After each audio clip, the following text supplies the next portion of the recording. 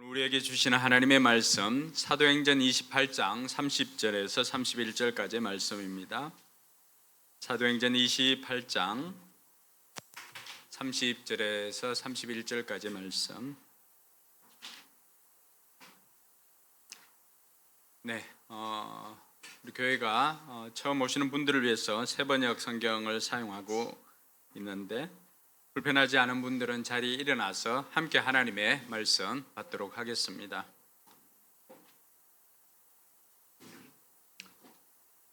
같이 읽겠습니다. 바울은 자기가 얻은 셋집에서 꼭 2해 동안 지내면서 자기를 찾아오는 모든 사람을 맞아들였다. 그는 아무런 방해도 받지 않고 아주 담대하게 하나님 나라를 전하고 주 예수 그리스도에 관한 일들을 가르쳤다. 아멘. 우리는 계속해서 2026년 올해 들어서 교회에 대한 묵상을 계속하고 있습니다. 오늘이 1월 셋째 주인데요. 첫째 주에는 이 안디옥 교회를 통해서 우리가 꿈꾸는 교회는 어떤 것인가, 예수님께서 꿈꾸시던 교회는 어떤 것인가, 그곳에는 좋은 성도들이 있었고 또 좋은 리더들이 있어서 하나님 나라의 일들을 감당하는 교회였다라고 하는 것을 살펴보았습니다. 또 지난주에는 우리 안디옥 교회를 통해서 이런 교회를 만들어 봅시다라고 하면서 우리 교회가 나아갈 이 위기의 시대, 교회가 나아갈 방향성에 대해서 한 번 더 생각을 했습니다. 오늘은 이 교회에 대한 고민 세 번째로 어떻게 하면은 이 성경에 나와 있는 신약교회의 원형의 모습을 우리가 이 땅 가운데서 회복할 수 있을까라고 하는 그런 마음에 이 신약교회 회복이라고 하는 그 주제를 가지고 여러분들과 함께 이 사도행전적 교회, 좀 더 제목을 붙인다고 한다면은 사도행전적 교회를 꿈꾸다라고 할 수가 있을 것입니다. 수많은 사람들이 교회의 위기를 이야기를 하고 있습니다. 교회가 줄어들고 또 성도들이 줄어들고 또 2030 청년 세대들이 차츰차츰 사라져가고, 더군다나 다음 세대들은 저출산 문제뿐만이 아니라 많은 이들이 또 교회를 떠나가는 이런 위기의 상황 가운데 있습니다. 이런 위기의 상황을 돌파하는 힘이 무엇일까 고민해 보니 역시 기본으로 돌아가는 것이었습니다. 운동이나 또 이 교회나 크게 다르지 않은 것 같습니다. 운동 선수들도 슬럼프에 빠지거나 이런 또 위기를 경험하게 되면은 그들은 다른 기술을 배우기 위해서 애쓰는 것이 아니라 그들은 다시금 기본에 충실해야 한다라고 하는 것을 알고 있습니다. 우리가 잘 알고 있는 이 손흥민 선수, 손흥민 선수의 아버지가 썼던 그 책 이름이 모든 것은 기본에서 시작한다라고 하는 책이 있습니다. 그게 보면은 이 아버지 손흥정의 고민이 그 책에 고스란히 담겨져 있습니다. 자신의 체험을 통해서 자신과 같은 이런 자기 표현으로 하면은 삼류 선수가 안 되기 위해서는 어떻게 해야 될까 수많은 고민을 했던 것으로 알고 있습니다. 자기 체험을 통해서 처음에는 에너지로 뛸 수가 있지만 에너지가 고갈되어지면은 선수 기량은 기본기에 달려 있음을 뼈저리게 경험을 했습니다. 선수가 경기장에서 실수를 하는 것도, 또 선수가 골을 넣어야 할 상황에 골을 넣지 못하는 것도 결국에는 기본기 때문이다, 기본기 부족이다라고 하는 것을 뼈저리게 깨달았습니다. 그리고 그는 마음에 소원하는 것이 있었습니다. 자신은 비록 그는 능력은 없지만은 좋은 지도자가 되기를 원했고 좋은 아빠가 되기를 원했던 것입니다. 그래서 좋은 지도자와 좋은 아빠가, 아버지가 되기 위해서는 어떻게 해야 될까? 오랜 시간 고민하고 연구한 결과 다다르게 되었던 결론은 기본기에 답이 있다라고 생각했던 것입니다. 그래서 기본기에 더욱더 집중해서 오늘의 손흥민 선수를 만들 수가 있었던 것입니다. 교회도 마찬가지입니다. 교회도 위기를 극복하는 힘은 결국 성경으로 돌아가는 것밖에 없습니다. 아드 폰테스라고 하는, 아드 폰테스는 라틴어인데, 아드 폰테스는 본질로 돌아가다, 기본으로 돌아가자라고 하는 그런 뜻이 있습니다. 16세기에 캐톨릭 교회가 부패했을 때 칼뱅이나 또 마르틴 루터나 이런 종교개혁자들이 교회를 살리기 위해서 취한 방법은 다른 것이 아닙니다. 그들 역시도 아드 폰테스라고 하면서 기본으로 돌아가야 된다라고 주장을 했던 것입니다. 그래서 그들이 붙잡았던 것은 솔라 스크립투라, 오직 성경으로 라고 하는 그 기본으로 돌아가게 되었던 것입니다. 우리도 마찬가지입니다. 성경으로 돌아간다. 성경으로 돌아간다라고 했을 때 그 성경대로의 삶은 어떤 것인가? 우리가 성경대로의 삶을 너무 막연하게 생각하는 경우가 있는데, 성경대로 삶은 성경이 하라고 하면 하고 성경이 하지 말라고 하면 하지 않고, 또 성경이 그렇다고 하면 그런 줄 알고 성경이 그렇지 않다라고 하면 그렇지 않은 줄 아는 단순한 성경 해석 방법이 성경대로의 삶입니다. 많은 사람들이 왜 생각이 복잡해집니까? 성경은 비교적 단순하게 우리에게 어떻게 살아야 할 것인가를 가르쳐 주고 있습니다. 근데 많은 사람들이 고민하는 것은 이미 여기에 답이 나와 있는데 이것대로 살기가 싫고 또 이것대로 살기가 어려우니까 다른 방법이 없는가 기웃거리다 보니까 자꾸만 생각이 많아지는 것입니다.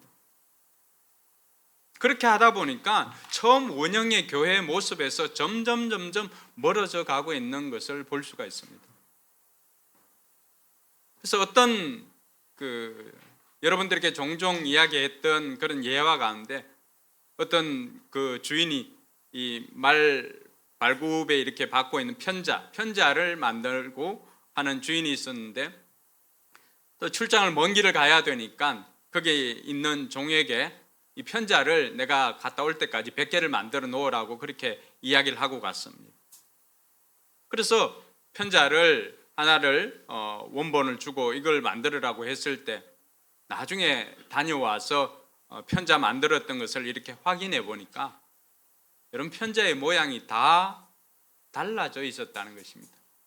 첫 번째 받았던 그 편자의 모습에서 100번째 만들었던 그 편자의 모습을 가보니까 전혀 이상한 모습으로 바뀌어져 있었습니다. 왜 그랬을까요?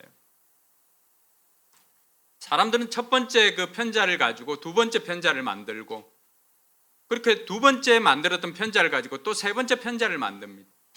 그렇게 하다 보니까 점점 달라져 가고 처음 만들었던 첫 번째 그 받았던 그 편자의 모습과 100번째 만들었던 편자의 모습이 완전히 달라져 있는 것이죠. 이것이 오늘날 교회의 모습입니다. 예수님께서 이 신약교회 성경을 통해서 교회가 어떤 곳인가를 이야기를 해주었습니다. 마태복음 16장에 보면은 베드로의 그 고백을 통해서 내가 이 반석 위에 뭘 세웁니까? 내 교회를 세우리라.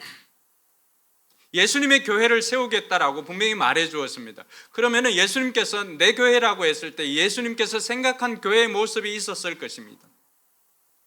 그걸 실현해낸 교회들이 오늘 우리는 신약 교회라고 부르고 성경적인 교회라고 부릅니다. 우리가 기본으로 돌아가야 된다라고 했을 때 우리가 돌아가야 할 그 원형의 모습은 어디에 있습니까? 그것이 우리가 지난번에도 살펴보았던 안디옥 교회를 포함해서, 예루살렘 교회, 안디옥 교회를 포함해서 신약 성경이 나와 있는 수많은 교회를 의미하는 것입니다. 그래서 우리가 돌아가야 할 그 성경적인 교회, 신약 교회라고 했을 때 학자들마다 이런 것들을 달리 부르고 했습니다. 그래서 명성훈 박사는 보니까 복음서에서 예수님이 가르치신 교회, 그렇게 설명을 하고 있습니다.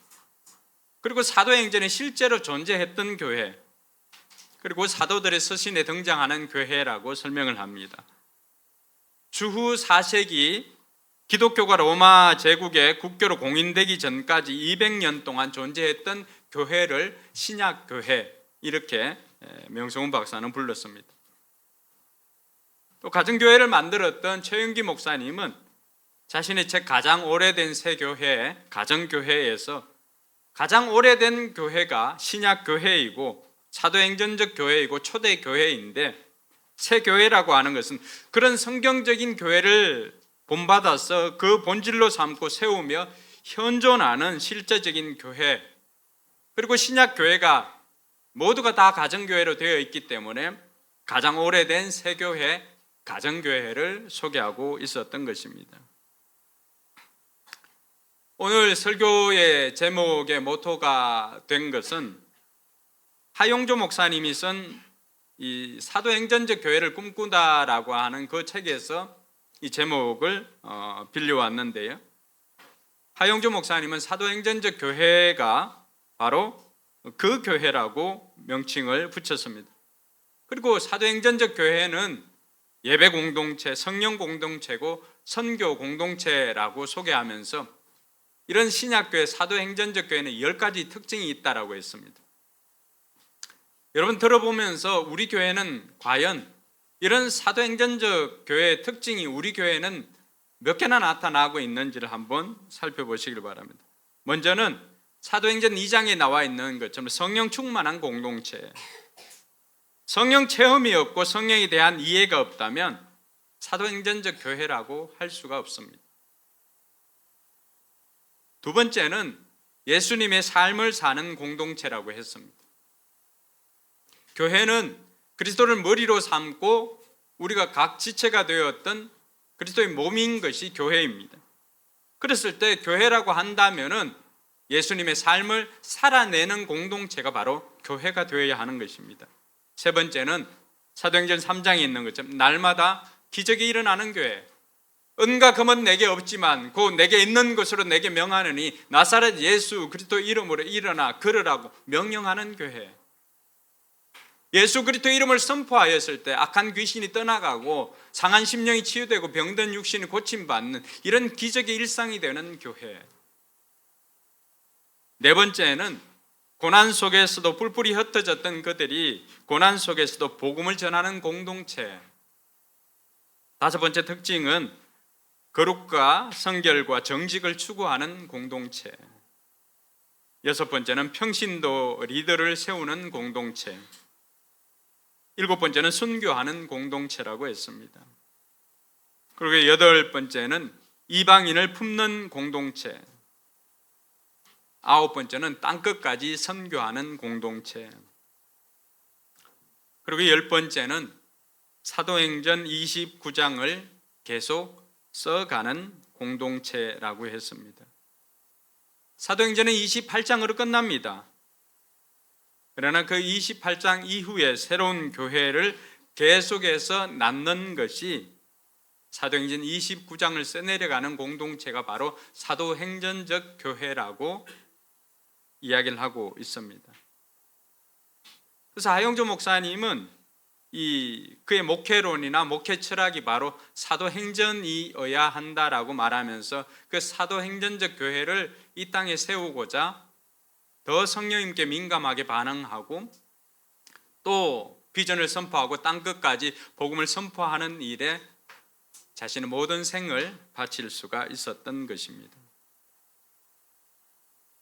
그럼 오늘 저와 여러분들이 이 꿈꾸는 신약교회 회복을 위해서 우리 또한 이런 사도행전적 교회를 꿈꾸면서 살아야 하는데 사도행전은 어떻게 마무리되고 있는지, 오늘 저와 여러분들이 읽었던 이 말씀은 사도행전의 마지막 부분입니다.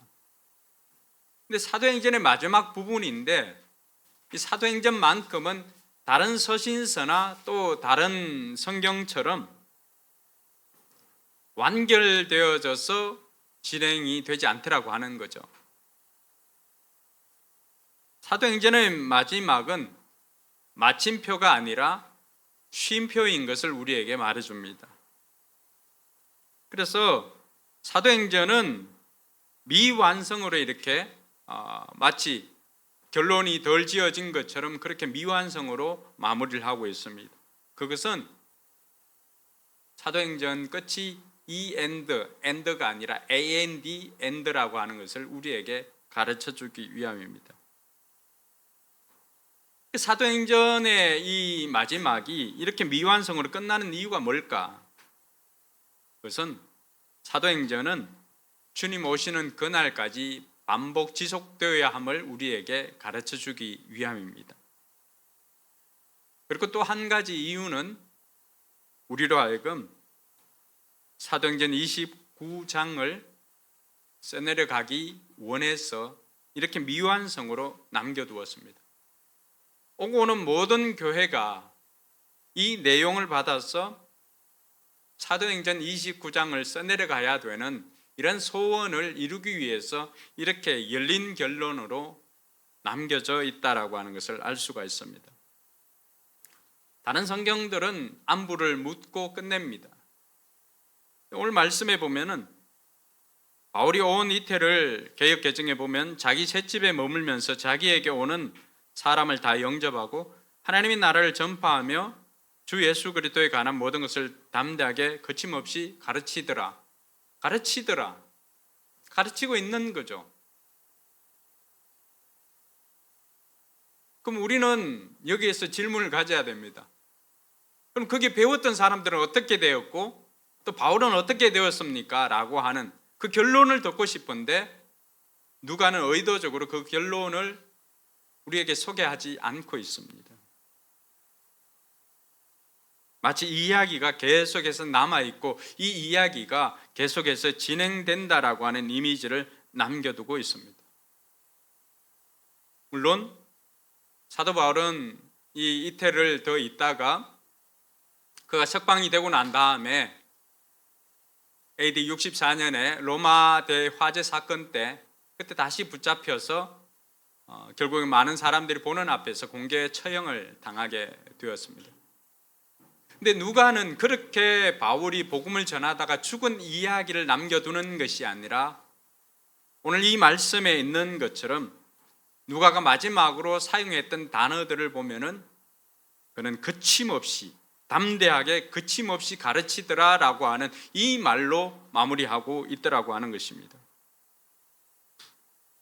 그럼 우리가 여기에서 우리는 어떻게 하면 그러면은 사도행전 29장을 써내려갈 수 있을까요? 라고 질문을 할 수가 있죠.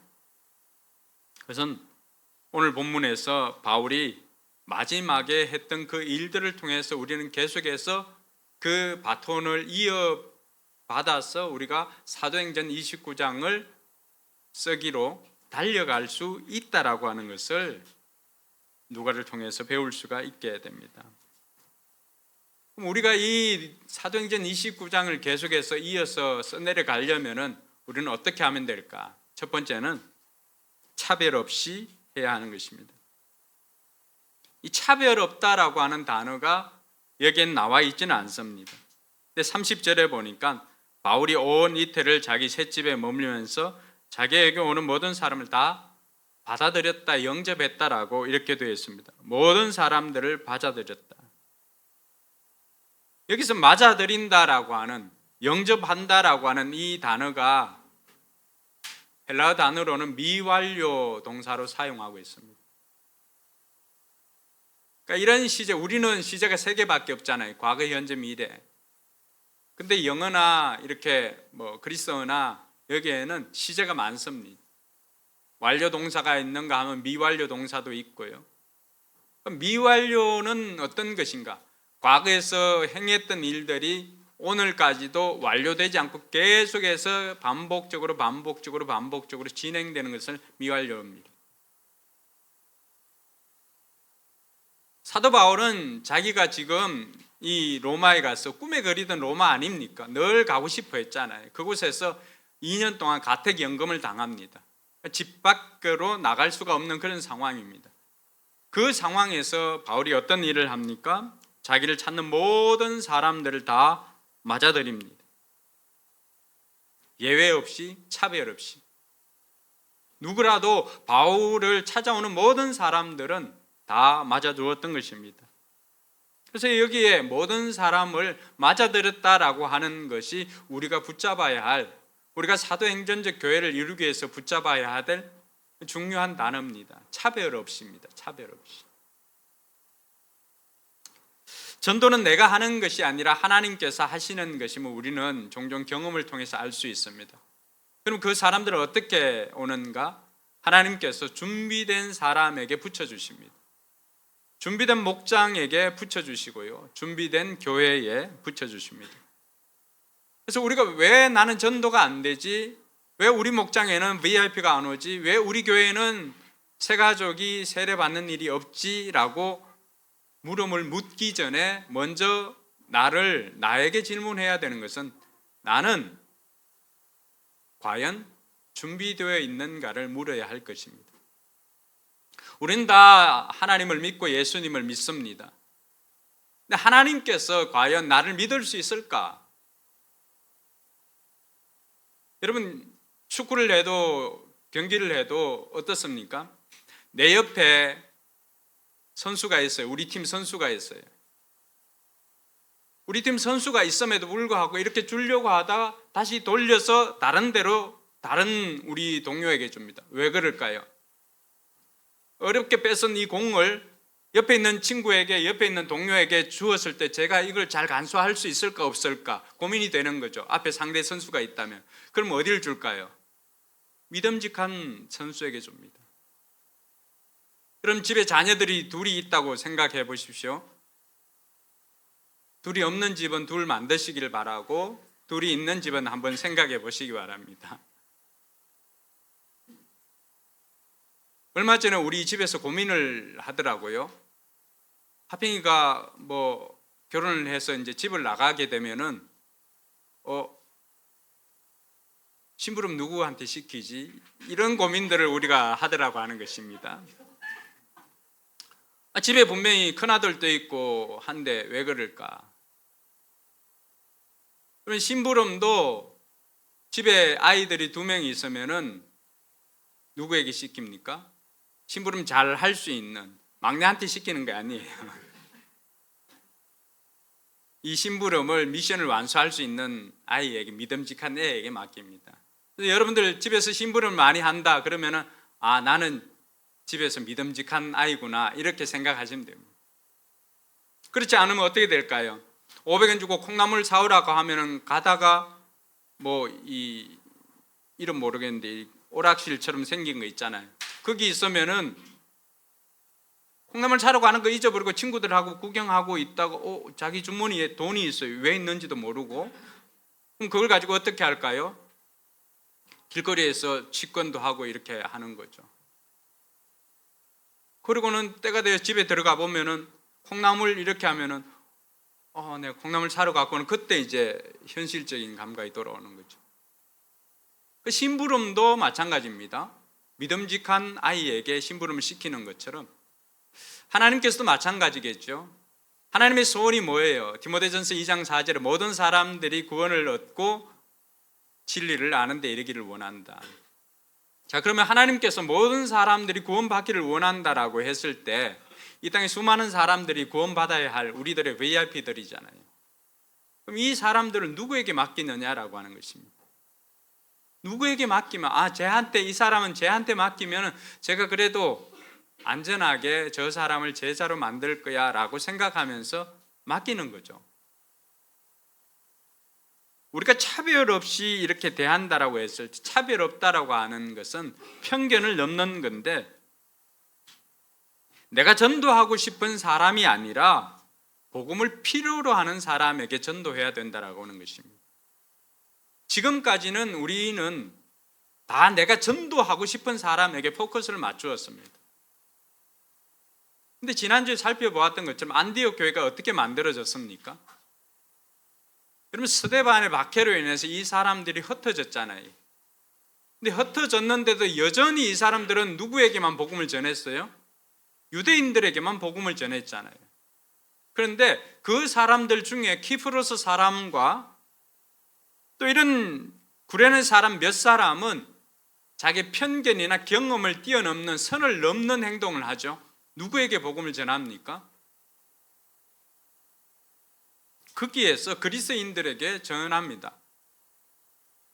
그러니까 그 안디옥에서 이방인들에게 복음을 전하는 사건이 처음으로 생기게 된 거죠. 내가 저 사람들은 안 돼라고 생각했다라고 한다면 여전히 신자들 가운데도 유대인들에게만 복음을 전했다고 한다면 오늘날 우리가 롤모델로 삼을 이 안디옥 교회는 존재할 수가 없는 것이죠. 누군가는 선을 넘지 않았다면 오늘날 우리가 접하는 이 복음을 우리는 경험할 수가 없는 것입니다. 그러면 이 땅에 복음이 전해지고 했지만은 이 땅은 복음을 전하는 선교사님들이나 이런 사람들에게 이 땅은 우리가 아마존을 생각하는 것처럼 식인종이 사는 나라와 같을 정도로 그렇게 생각했던 땅입니다. 그러니까 이 땅에도 그럼 차별이 없이 대해졌기 때문에 백정들이 그 당시에 마치 인도의 불가촉 천민과도 같은 이 백정들에게도 복음이 전해지게 되었던 것입니다. 우리 교단에 성동교회라고 있습니다. 꽤 규모가 있고요. 옛날 합동과 통합이 나눠질 때 성동교회와 연동교회가 연동교회에 모였던 사람들이 통합측, 성동교회에 모였던 사람들이 합동측 이렇게 나눠지게 된 그런 것인데 이 성동교회가 처음 시작할 때 사무엘 무어라고 하는 선교사님이 들어와 가지고 모든 사람은 차별이 없어야 된다. 백정들도 차별이 없어야 된다라고 생각하고 을지로 일가 거기에서 교회를 세웠습니다. 근데 거기에 보면은 수많은 이제 그 백정들이 살고 있었거든요. 그 중에 박성춘이라고 하는 사람이 있었는데 이 사람은 마음에 소원하는 것이 자기도 사람처럼 좀 살고 싶다라고 하는 소원이 있었습니다. 근데 현실은 어때요? 현실은 백정이니까 사람 취급을 못 받는 거예요. 그래서 배우려고 해도 배울 수가 없고 그래서 이 박성춘에게 박봉출이라고 하는 물론 이 박성춘이라고 하는 이름 자체도 나중에 사무엘 무어 선교사님이 지어준 거예요. 이름도 없는 거예요. 암호계로 살아가는 거예요. 박봉출이라고 하는 아들이 있었는데 이 아들만큼은 제발 인간답게 살아야 되겠다, 살고 싶다라고 하는 얘만큼은 제대로 살려야 되겠다라고 하는 그 바람이 있었습니다. 그런데 현실적으로는 어떻습니까? 사람 취급을 해주지 않고 이 아이가 가서 교육을 받을 만한 곳이 없습니다. 근데 마침 이 무어 선교사님이 세웠던 그 교회에는 아이들에게 무료로 공부를 가르쳐 준다라고 하는 그 이야기를 듣게 되었습니다. 그래서 정말 기독교는 싫었지만은 아이 장래를 위해서 자기 생각을 접고 아이를 교회로 보내기로 결단합니다. 여기서 우리가 우리 자녀들을 잘 키우고 다음 세대에 우리가 포커스를 맞추면은 어른들도 우리가 전도할 수 있다라고 하는 그 힌트를 얻게 됩니다. 박성춘이 가서 약속을 합니다. 학습은 시키되 예배는 드리지 않는 걸로 그렇게 시켰습니다. 어쨌든 그 약속을 받고 박봉출이 가서 공부를 하게 되었습니다. 그때가 우리나라는 이 19세기 말이거든요. 청일 전쟁이 일어나고 동학 농민운동이 일어났던 그 해니까 이 청일 전쟁이 지나고 난 다음에 우리나라에 콜레라가 창궐을 하게 됩니다. 이 박성춘도 콜레라가 걸리니까 어디 병원에 가서 뭐 치료를 받을 수가 있겠습니까? 어떻게 하겠어요? 그냥 죽기만을 하루하루 기다렸습니다. 도저히 보다 안 돼가지고 아들 박봉출이 무어 선교사님에게 가서 아버지 좀 살려달라고 애원을 합니다. 선교사님이 보니까 너무 딱하고 또 표정이 지극하니까 그때 당시 고종 황제 주치의였던 에비선 선교사에게 가서 부탁을 합니다. 그래서 이 에비선 선교사가 냄새나는 백정이 집이었던 이 박성춘 집에 와가지고 치료를 해줍니다. 그 치료 덕분에 박성춘은 낫게 되었거든요. 그러니까 그걸 경험하니까 어떻게 됩니까?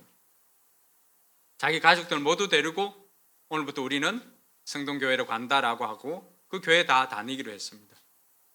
근데 거기에 누가 있을까요? 양반 출신의 신자들이 있었던 거죠. 양반 출신들의 신자들이 박성춘을 받아주면, 백정을 받아주면은 우리는 나가겠다 이렇게 된 거예요.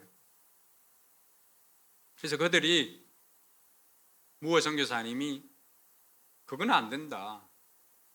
백정도 똑같은 하나님의 자녀인데 그럴 수 없다라고 하니까 이들이 양반들이 나가서 홍문수골 교회를 따로 세웁니다. 근데 박성춘은 자기 때문에 너무 어려운 일이 생겼잖아요, 교회가.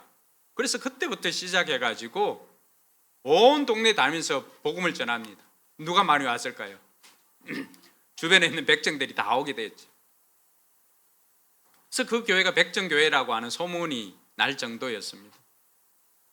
근데 이 박성춘이를 고쳐주었던 이 에비선 선교사가 보니까 아들이 제법 똘똘해 보이거든요.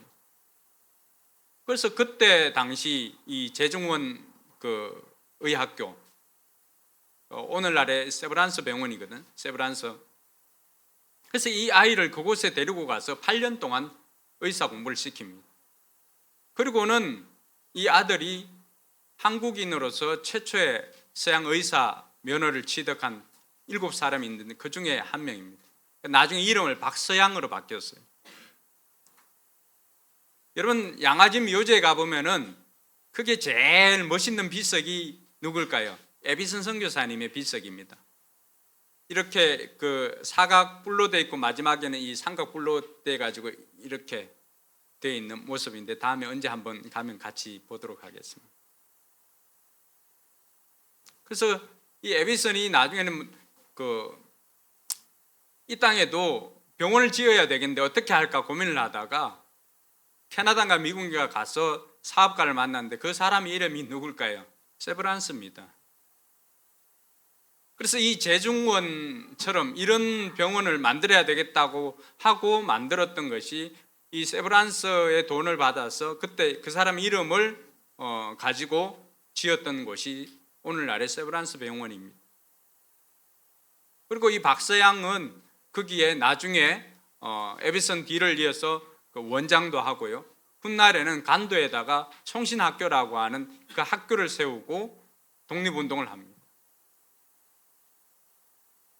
나중에 홍문수골로 나갔던 양반들도 다시 합쳐가지고 교회가 지금의 그 성동교회를 또 건물을 세우게 되었고요. 그럼 우리가 차별만 생각했다라고 한다면은 차별 없이 대한다라고 하는 것이 어떤 것인가를 보여줍니다. 차별 없이 대했기 때문에 안디옥 교회가 만들어졌고요. 차별 없이 대했기 때문에 성동교회가 만들어졌고, 차별 없이 대했기 때문에 오늘 저와 여러분들이 이 복음을 받아서 이 자리에 있을 수가 있는 것입니다. 우리가 그렇게 차별 없이 복음을 받아들였는데 우리 역시 우리 마음속에는 온갖 편견이나 또 우리의 경험이나 이런 것들로 저 사람은 안 돼, 저 사람은 돼 라고 하면서 내가 복음을 전하고 싶은 사람에게만 복음을 전하려고 하는 경향이 있습니다. 나와 비슷한 사람. 근데 오늘 바울을 통해서 우리가 배울 수 있는 것은 복음을 차별 없이 전한다라고 하는 것은 내가 전하고 싶은 사람이 아니라 지금 당장 복음이 필요한 사람이다라고 하는 것을 말해주고 있습니다. 복음이 필요한 사람은 우리가 다가가기 싫은 사람일 수도 있습니다. 내가 전도하고 싶은 사람이 아니라 복음을 필요로 하는 사람은 다가가기 어려운 사람이나 다가가기 싫은 사람일 가능성이 높습니다. 내 기준이 아니라 복음이 필요한 사람의 기준에 대해서 우리는 생각을 하고 올 한 해는 저와 여러분들이 이 차별 없이 예외 없이 편견을 뛰어넘어서 복음을 전하는 저와 여러분들이 되어야 할 것입니다. 거기에서 사도행전적 교회가 만들어지는 것입니다. 그래서 어른은 되고 아이들은 안 되고 그런 것 없습니다. 이 아이들 중에라도 복음이 필요로 하는 아이들이 있으면은 우리가 그 아이들도 주님께로 인도해야 하는 것입니다.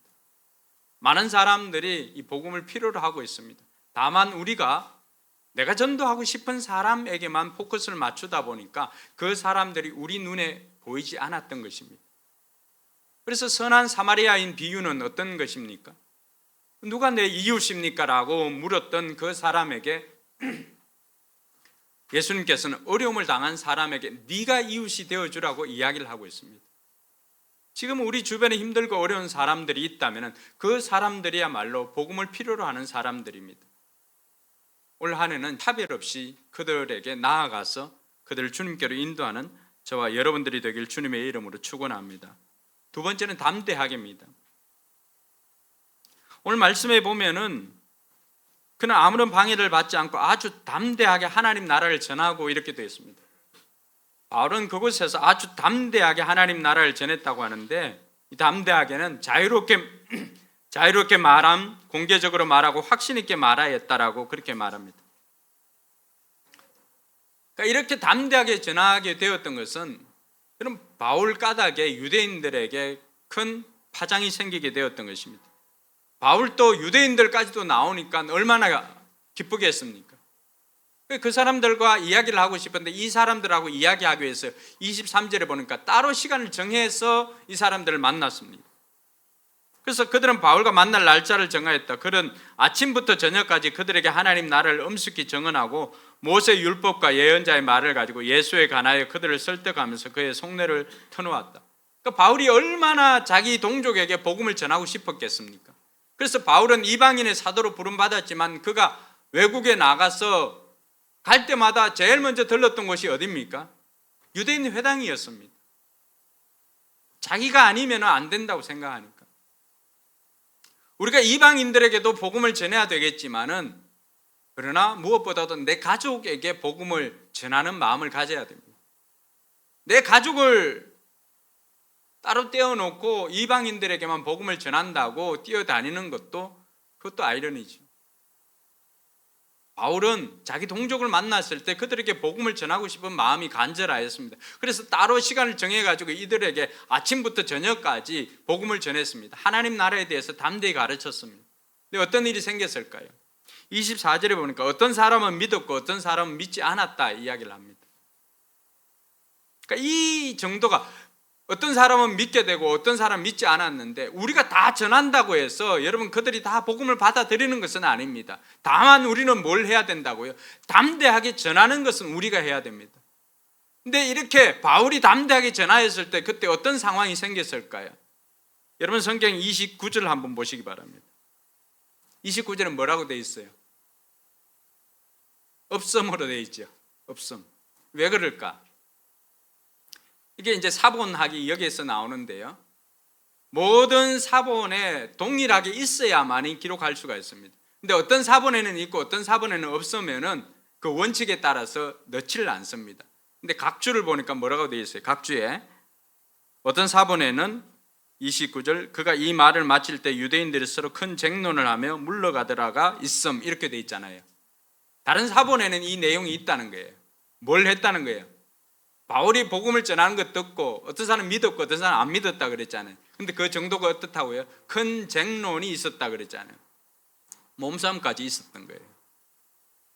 그게 복음의 특징입니다. 여러분, 복음이 선포되어지면 어떤 사람은 자신이 거기 앞에서 죄 있는 것을 깨닫고는 자기를 돌이키지만, 어떤 사람은 여전히 그 복음을 듣고도 아무런 양심의 가책 없이 자기 하고 싶은 대로 자기 욕망대로 삽니다. 그렇게 하다가 죽음을 앞두고서는 후회를 하게 되는 거죠. 그러니까 이 유대인들이, 바울 까닭에 하나가 되었던 유대인들이 다툼이 일어났던 것입니다. 그럼에도 불구하고 담대하게입니다.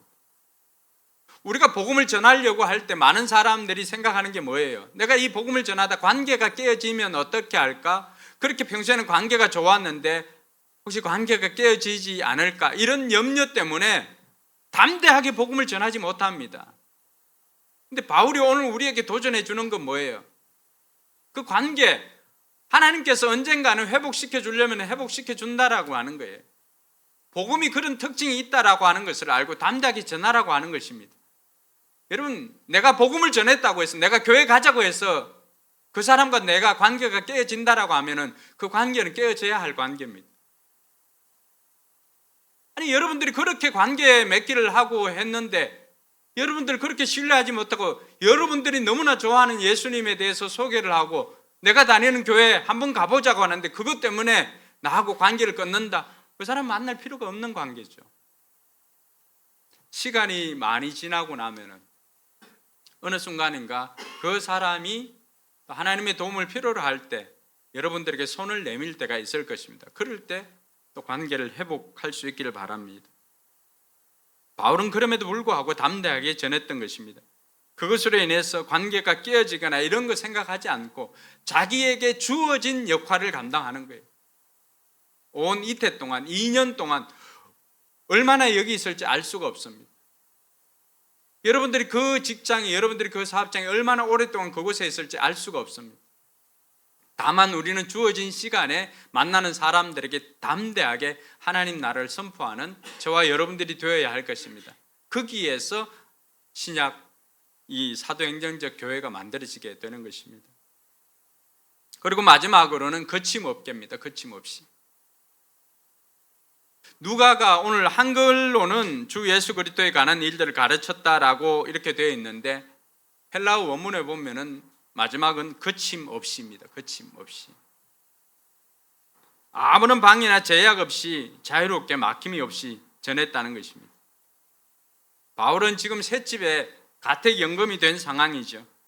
그런데 그것을 바울은 어떻게 했습니까? 그것을 선교센터로 탈바꿈을 시킨 것입니다.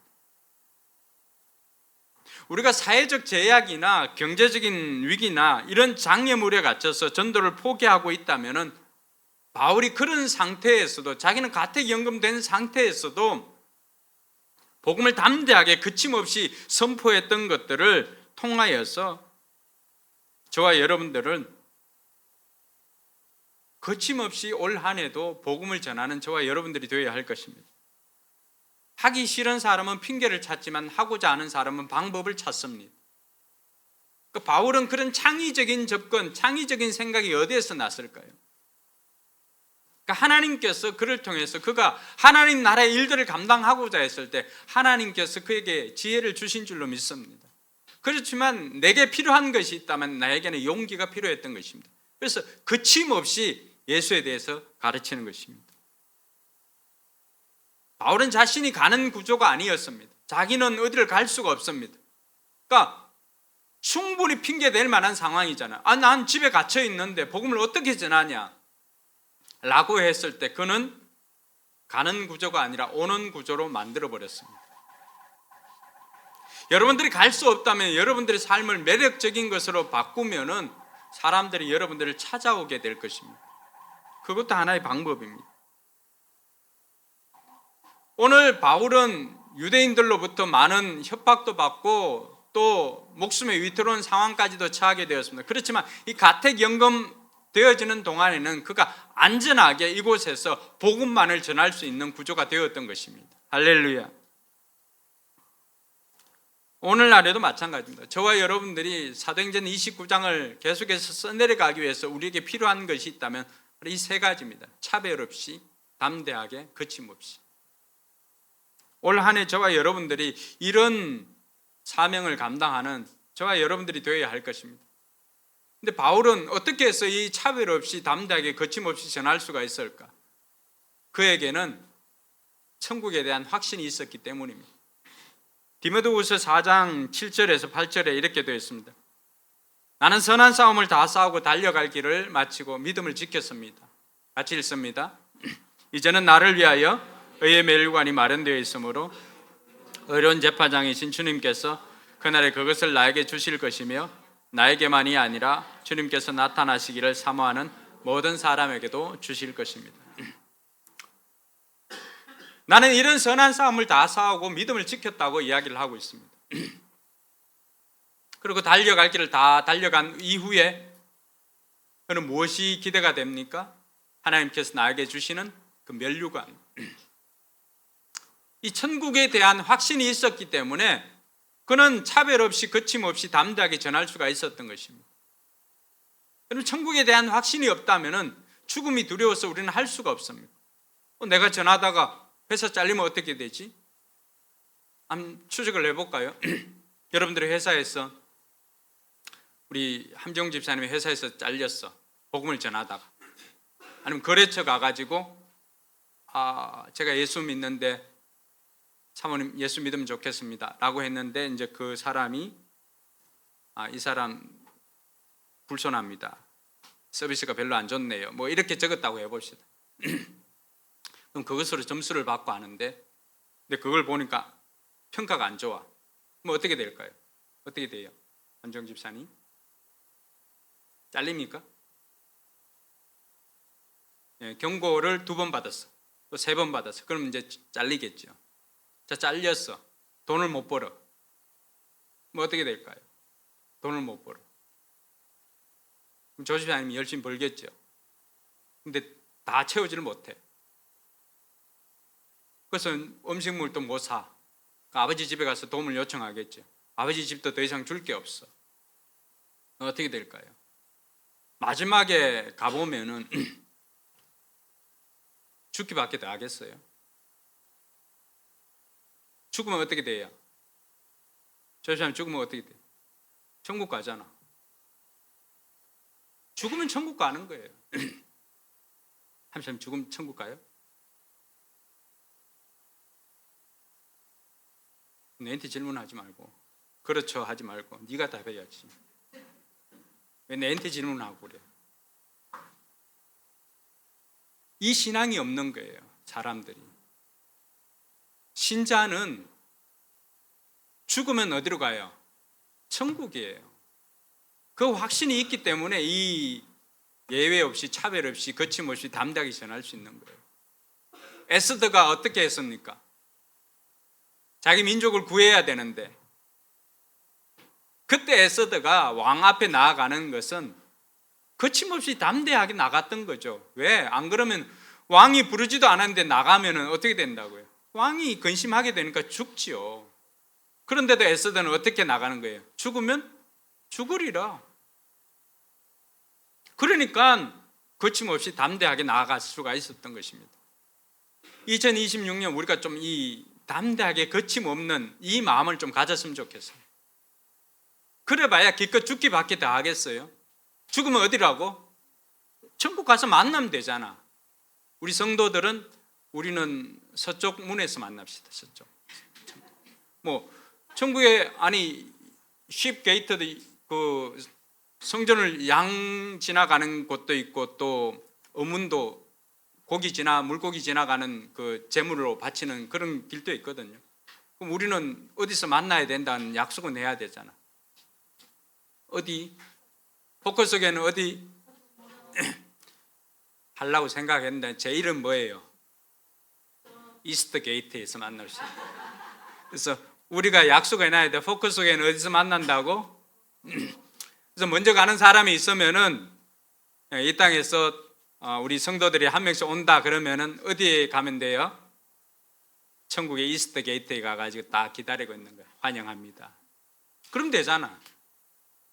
여기서 70년, 80년 살고 그곳에서 우리가 영원히 살 건데 이런 확신이 있으니까 예외 없이 차별 없이 또 담대하게 거침없이 전할 수가 있는 겁니다. 올 한 해 그렇게 한번 해봅시다. 그렇게 해가지고 하나님께서 여러분들에게 어떻게 영향을 미치고 어떤 일들을 행하시는지를 통하여서 올 한 해 사도행전적 교회가 어떻게 진행되는지, 사도행전 29장이 우리 교회를 통해서 어떻게 써내려가는지 우리 눈으로 확인하는 은혜가 있기를 주님의 이름으로 축원합니다.